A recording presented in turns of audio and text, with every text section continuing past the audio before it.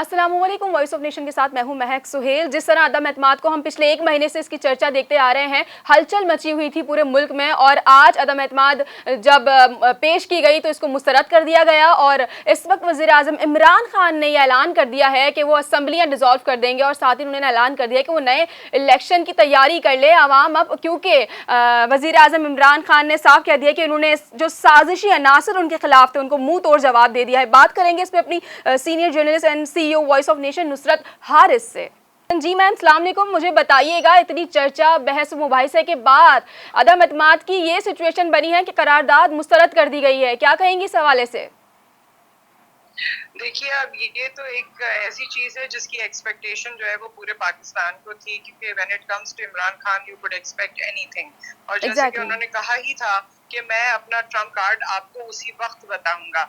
अभी बहुत सारे क्वेश्चंस खड़े हो गए हैं, लेकिन इमरान खान ने ये प्रूव किया है कि वो आसानी से हारे जाने वाले नहीं हैं, उनको हराया नहीं जा सकता। देखिए, सही गलत जो है उसके बारे में मैं बाद में बात करूंगी, लेकिन सबसे पहले जो उनका एक पर्सोना है जिसमें वो ये बताते हैं कि जो उन्होंने ठान दिए वो करेंगे। वो बारहा यही कहते थे कि मैं पीछे आऊंगा, मैं हार नहीं मानूंगा, मैं आखिर तक लड़ूंगा। And obviously being the leader of the head, leader of the state, उनके पास वो तमाम प्रोविजंस हैं जिससे वो इस वक्त इस कार्रवाई को रोक सकते हैं। हाँ, ये जरूर है कि कॉन्स्टिट्यूशन में जो जो चीजें बताई गई हैं उससे मुनाफी अगर आप होते हैं तो फिर आपको कोर्ट का सामना करना पड़ता है, जैसे इस सूरत हाल में है। क्योंकि बारहा ये कहा जा रहा है कि अगर जो भी फैसला था, स्पीकर को जो भी स्टैंड लेना था, या वजीर कानून जो रातों रात फवाद चौधरी साहब को बनाया गया है नोटिफिकेशन करके, तो अगर उनको जो कुछ भी करना था ये उस वक्त भी हो सकता था। इतने अरसे से असेंबली का सेशन जो है वो तरखाते रहे और फिर आज जब सेशन की डेट दे दी थी तो इसे इंटरनेशनली एक कंट्रोवर्सी करार दे दिया गया। इसे कहा गया कि जी हमारे खिलाफ ये कोई खेल खेला जा रहा है और इंटरनेशनल लेवल का खेल खेला जा रहा है। और उसके मद्देनजर जो है ये तमाम चीजें की गई, जिस तरह स्पीकर ने भी कहा और वजीर कानून ने आके जो गुफ्तगू की वो आपके सामने है।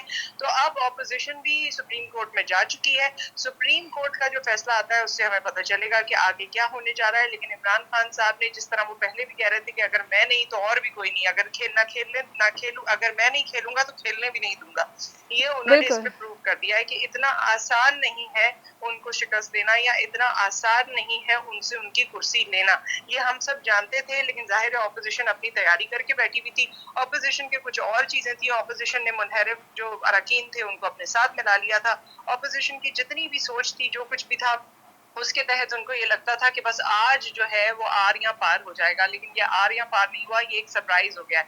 लेट्स सी कि आने वाले दिनों में क्या होता है। जी मैम, मुझे यहाँ ये बताते चलिएगा कि हम क्या एक्सपेक्ट कर रहे थे कि यही सरप्राइज है? जब हम एक्सपेक्ट कर रहे थे तो अपोजिशन ने भी एक्सपेक्ट किया होगा कि खान साहब क्या सरप्राइज देने वाले हैं। तो अपोजिशन ने इस हवाले से पहले से ही तैयारी कर रखी थी, इतनी जल्दी सुप्रीम कोर्ट जाना और नोटिस लेना इस बात का?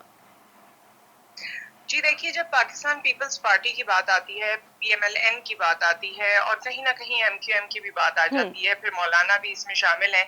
ये तमाम वो लोग हैं जो सदियों से पाकिस्तान की सियासत का हिस्सा हैं। बल्कि खानदानी तौर पे भी हम तो इनको कहते हैं कि जी खानदान इनके पूरे पूरे इन्वॉल्व है। बल्कि इनके अंदर जो इनके मेंबरान हैं या इनके कारकुनान हैं, उनकी भी पूरी पूरी फैमिली जो है वो पार्टी के साथ होती है। इतने अरसे की सियासत में जाहिर है कॉन्स्टिट्यूएंसी के हवाले से जो हमारी कॉन्स्टिट्यूशन है उसके हवाले से, जो हमारे लॉज एंड रेगुलेशंस हैं उसके हवाले से तमाम आगाही होती है। और ये भी पता होता है कि जी फलां प्राइम मिनिस्टर अगर इस वक्त स्टेप ए लेगा तो क्या होगा, स्टेप बी लेगा तो क्या होगा, स्टेप सी लेगा तो क्या होगा, या स्टेप XYZ जो वो ले सकता है तो क्या होगा। ऑब्वियसली ये तमाम चीजें उनके जहन में होंगी। और क्योंकि ये लोग सीजन्ड पॉलिटिकल पार्टीज हैं, इन्होंने बहुत अरसा पॉलिटिक्स की है पाकिस्तान में, तो ये जानते हैं कि किस वक्त क्या हो सकता है और उसका तोड़ क्या होगा। तो इस वक्त जो मुकाबला है वो बड़े कांटे का मुकाबला है, बड़ा सख्त मुकाबला है।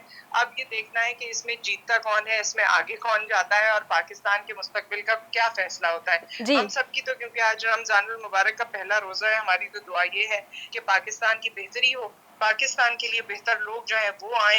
और जाहिर है कुछ ऐसी चीजें भी हैं जो जिस तरह आप भी खबरों में सुन रही होंगी, जिसमें ये कहा जा रहा है कि जी पाकिस्तान के कॉन्स्टिट्यूशन को मद्देनजर नहीं रखा गया। लेकिन एट द सेम टाइम अगर हम PMLN और भी पाकिस्तान पीपल्स पार्टी के रिवायती दौर को देखें तो उस वक्त भी कॉन्स्टिट्यूशन में बहुत सी ऐसी चीजें थी जिनको कॉम्प्रोमाइज किया जाता रहा है। पाकिस्तान ये पहली दफा नहीं देख रहा। हाँ, पाकिस्तान पहली दफा ये जरूर देख रहा है कि प्राइम मिनिस्टर कि एक ऐसी स्ट्रांग नशिस्त है, मैं बिल्कुल इमरान खान साहब की फेवर में बात नहीं कर रही हूँ इस वक्त, लेकिन एक जो जेनेरिक परसेप्शन बन रहा है वो ये है कि उनकी इतनी स्ट्रांग पोजीशन है, या वो अपने आप में इतनी स्ट्रांग पर्सनैलिटी है, जी। आप उसे स्टबन कह लीजिए, आप उसे ढीठ कह लीजिए, आप जो भी कह लीजिए, लोग मुख्तलिफ अलकाबात कह रहे हैं इस वक्त, जी। लेकिन जो कुछ भी है वो जो वो करना चाहते हैं, जो जो उनके जहन में है वो कर कर ही रहेंगे। ऐसा ही है मैम। मुझे ये बताते चलिएगा ज़रा कि ये जो अदम एतमाद की तहरीक थी, ये हमने पहले पार्लियामेंट में देखी, फिर ये इस्लामाबाद पहुंच गई, अब इस्लामाबाद से निकल के दोबारा जब पार्लियामेंट आई तो अब जो है वो लीगल मैटर तक बात पहुंच गई है। तो आपको लगता है कि यहाँ भी इमरान खान बाजी ले जाएंगे? देखिए, लीगल मैटर तो जाहिर है अब ऑनरेबल कोर्ट, सुप्रीम कोर्ट के पास है, और सुप्रीम कोर्ट ने रिसेंटली जिस तरह के फैसले किए हैं, चाहे वो जाहिर जाफर के हवाले से हो, चाहे वो और दीगर मामलात पे हो, कुछ ऐसे फैसले हुए हैं जिससे अवाम का मोराल बूस्ट हुआ है, और अवाम को ऐसा लगा है कि सुप्रीम कोर्ट बहुत सोच समझ के और तमाम प्रेसिडेंट को और विटनेसेस को और मामले को सामने रखते हुए फैसला सुनाएगी। तो इस मामले में भी जाहिर है जो कानून है उसके तहत ही सुप्रीम कोर्ट फैसला सुनाएगी। अब कानून क्या है और किस तरह से खिलाफ वर्जी हुई है या नहीं हुई है, या कौन इसमें क्या डिबेट, क्योंकि ऑब्वियसली जब मामला कोर्ट में जाता है तो फिर तो वो एक डिबेटेबल इशू बन जाता है। ठीक कुछ है। पॉइंट्स वहां से पेश किए जाएंगे, कुछ पॉइंट्स यहाँ से पेश किए जाएंगे। हम जानते हैं कि फवाद चौधरी साहब ने भी लॉ की तालीम हासिल की हुई है, उन्हें वजीर कानून भी रातों रात बनाया गया, लेकिन उन्होंने भी लॉ की तालीम हासिल की है। उन्होंने भी सोचा होगा कि अगर असेंबली, अगर ऑपोजिशन इस तरह से कोर्ट में जाती है तो हमारा क्या स्टेप होगा। आई थिंक दोनों तरफ कोई ऐसे लोग नहीं है जो ला इल्म है, उनको इस पूरी प्रोसीजर के बारे में और पूरी जो इस वक्त कैफियत है उसके बारे में एक इल्म है, और वो जानते हैं कि आगे आने वाले दिनों में क्या क्या उनको फेस करना पड़ सकता है। ठीक है। ये अवाम के लिए जरूर सरप्राइज हो रहा है, लेकिन इन्होंने अपनी एक फीजिबिलिटी स्टडी जरूर बना रखी होगी मेरे ख्याल में, क्योंकि जिस तरह से जल्दी जल्दी एक के बाद एक एक्शन एंड रिएक्शन हो रहा है, उससे यही साबित होता है कि तमाम लोग प्रिपेयर्ड हैं। ऑब्वियसली ऑपोजिशन जो है वो पूरे तरीके से पूरा जोर लगा रही है कि इमरान खान साहब को वो ये साबित कर सके अवाम के सामने कि इनकी तरफ से कोताहियां हुई हैं और इनको अपनी सीट छोड़ देनी चाहिए। एट द सेम टाइम, जिस तरह बार बार रेजिग्नेशन की भी बात हो रही है, जी। एट द सेम टाइम आप देखिए कि इमरान खान साहब जो है उनका अपना एक पर्सपेक्टिव है, वो इन तमाम लोगों को एक ही तरह से गर्दानते हैं और एक ही तरह से इनके बारे में सोचते हैं, और वो ये समझते हैं कि पाकिस्तान की बेहतरी इसमें है कि वो अपना टेन्योर मुकम्मल करें। तो ये तमाम चीजें हमारे सामने, लेट्स सी आने वाले दिनों में क्या होता है। अच्छा मैम, पंजाब असम्बली का जो इजलास है वो भी मौखर हो गया है, मुलतवी होकर तारीख जो है उसको 6 अप्रैल हो गई है। तो यहाँ जो अदम एतमाद मुस्तरद हुई है, क्या इसका कुछ जो फ़र्क है वो हम पंजाब के इजलास में भी देखेंगे क्या? देखिए, जिस तरह से चीजें हो रही हैं पंजाब में, क्योंकि सूरत हाल परवेज इलाही साहब के बाद और उनकी शमूलियत के बाद, और उन्होंने जिस तरह से जो उस वक्त जो पंजाब की हुकूमत है उसके हवाले से जिस तरह से बातें की गई हैं, और रातों रात वहां पर भी मसाइल हुए हैं, और वहां पर भी सैक कर दिया गया है जो वहां के गवर्नर थे। सो ये तमाम चीजें रातों रात हुई हैं। जाहिर है ये एक दूसरे से कनेक्ट करती हुई हैं, ये कोई आइसोलेशन में नहीं है। अगर एक चीज इस्लामाबाद में हो रही है, और इस्लामाबाद और लाहौर या पंजाब की जब ओवरऑल हम बात करते हैं, तो इसमें बड़ी आपस में ये यहाँ पर जितने भी फैसले होते हैं या जितनी भी चीजें होती हैं वो मिली जुली सी होती हैं, बिल्कुल क्योंकि ऐसा हमने ही है। देखा है कि इस्लामाबाद में ज्यादा जो असर होता है वो पंजाब का होता है। ये अगर कराची में कुछ हो रहा है या सिंध में कुछ हो रहा है, उसका असर उस तरह इस्लामाबाद असेंबली पे पड़ रहा है या नहीं, ये आपने भी देखा है, हमने भी देखा है, और ये एक मुख्तलिफ सी चीज लगती है। लेकिन पंजाब और इस्लामाबाद को जब हम कंपेयर करते हैं तो ऑब्वियसली इन दोनों के असरात एक दूसरे पर मुरतब होते हैं। तो मुझे लगता है कि बिल्कुल जो यहाँ जिस तरह की सूरत हाल चल रही है इसका असर वहां भी होगा, लेकिन इस वक्त जो मेन पॉइंट है, जो पॉइंट ऑफ कंसर्न है, जिससे तमाम चीजें रूल करेंगी, वो यही है जो इस वक्त इस्लामाबाद में या सेंटर में हो रहा है। अब ऊंट किस करवट बैठता है उसी से ही पता चलेगा कि सिंध में क्या होगा, पंजाब में क्या होगा, खैबर पख्तूनख्वा या बलूचिस्तान में क्या होगा।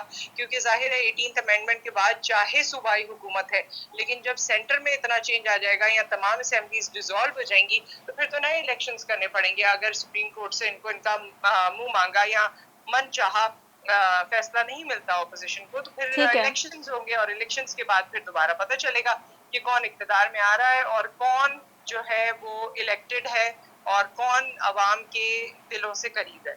अच्छा, इमरान खान ये कहते हुए अलविदा लेते चले कि नए इंतखाबात की तैयारी करने, तो इस वक्त जो इमरान खान की मकबूलियत है वो इस नहज को पहुंच चुकी है कि अवाम एक बार फिर इमरान खान को ही सिलेक्ट करे। देखिए, इमरान खान साहब ने 2-3 चीजें ऐसी कर दी हैं। एक तो मैं आपको ये बताती चलूं कि इमरान खान साहब के दौर में 40 बिलियन डॉलर के लोन्स लिए गए, कर्जे लिए गए, जिसमें से 29 बिलियन डॉलर्स जो है वो वापस किए गए हैं। 29 बिलियन डॉलर्स वापस किए गए हैं। ये उनकी टीम की नामकूली है कि उन्होंने कभी ये बात बताई नहीं। इसके अलावा इमरान खान साहब के टेन्योर में OIC, जो इतनी बड़ी इस्लामी सरबराही कॉन्फ्रेंस है जो दुनिया के बेशतर ममालिक में होती है और पाकिस्तान में नहीं होती थी, कितने ही सालों बाद वो पाकिस्तान में हुई। फिर उसके बाद हमने देखा कि इस्लामोफोबिया के हवाले से बाकायदा दिन मनाया गया। आपके प्राइम मिनिस्टर ने जाके यूनाइटेड नेशंस में तकरीर की और लोगों को ये बताया कि जी मोहम्मद सल्लल्लाहु अलैहि वसल्लम हमारे दिलों में बसते हैं और हम उनके खिलाफ, हम जिस तरह उनको परसीव करते हैं, दूसरे मजहब वाले अपने प्रॉफिट्स को या अपने दीन को उस तरह परसीव नहीं करते, तो हमारे दिलों को चोट लगती है, हम ये बर्दाश्त नहीं कर सकते। इससे पहले किसने जाके ऐसा किया है?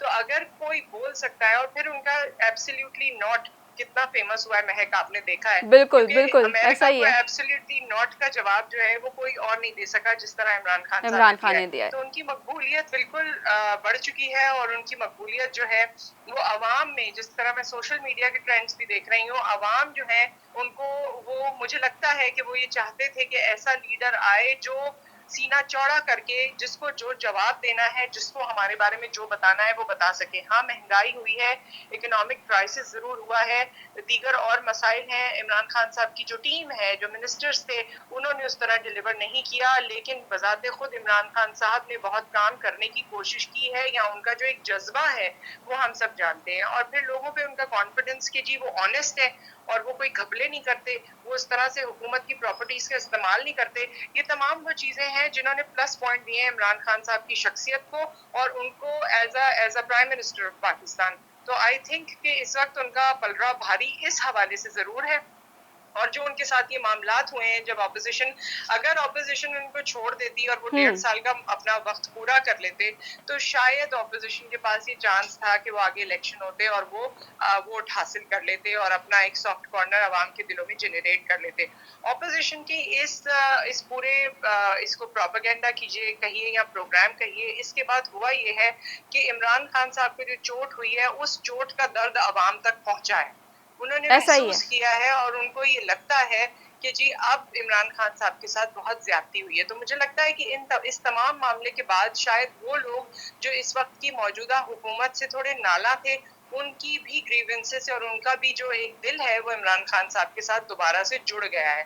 तो अपोजिशन की इस कार्रवाई से, इस पूरे प्रोग्राम से जो PDM ने किया है, इसके बाद बजाय इसके कि PDM को बहुत फायदा पहुंचता, फिलहाल जो देखने में आ रहा है कि हमारे जो प्राइम मिनिस्टर ऑफ पाकिस्तान है उनको इससे इस्तेफादा हो रहा है। मैम, आखिरी सवाल आपसे करना चाहूंगी, मुझे ये बताइएगा इस वक्त जो सिचुएशन है, अपोजिशन बौखलाहट में क्या करने जा रही है? कोई हंगामी इजलास, कोई प्रेस कॉन्फ्रेंस, कोई ऐसी चीज?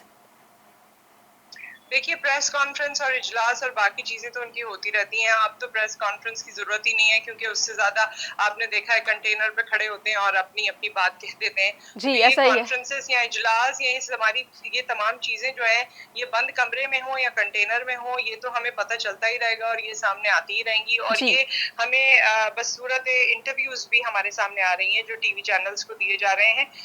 लेकिन इस वक्त जो सुप्रीम कोर्ट की तरफ रुख किया गया है, अब देखना है, क्योंकि मेजर जो ग्राउंड ब्रेकिंग है वो वहीं से होगी कि सुप्रीम कोर्ट क्या कहती है। अगर सुप्रीम कोर्ट ने इस मामले पर इमरान खान साहब का साथ दिया तो आई थिंक बहुत सारी चीजें फ्यूचर में भी उनके फेवर में है। जी, बहुत शुक्रिया। हम दोबारा आपको ऑन बोर्ड लेंगे और देखते हैं कि सुप्रीम कोर्ट क्या समाअत करती है। हमारे साथ मौजूद थी senior journalist and CEO voice of nation Nusrat Haris. Thank you ma'am. Thank you. देखते हैं फैसला किसके हक में आता है, अपोजिशन या इमरान खान। जो समाअत है वो कोर्ट तक पहुंच गई है, हम इंतजार करते हैं, हम आपको अपडेट रखेंगे। आप देखते रहिए वॉइस ऑफ नेशन। अपनी होस्ट महक सुहेल को दीजिए इजाजत। अल्लाह ने के बाद वॉइस ऑफ नेशन की वीडियोस देखने के लिए हमारा चैनल सब्सक्राइब कीजिए और बेल के आइकॉन पर क्लिक कीजिए ताकि आप हमारी तमाम आने वाली वीडियो से बाखबर रह सकें।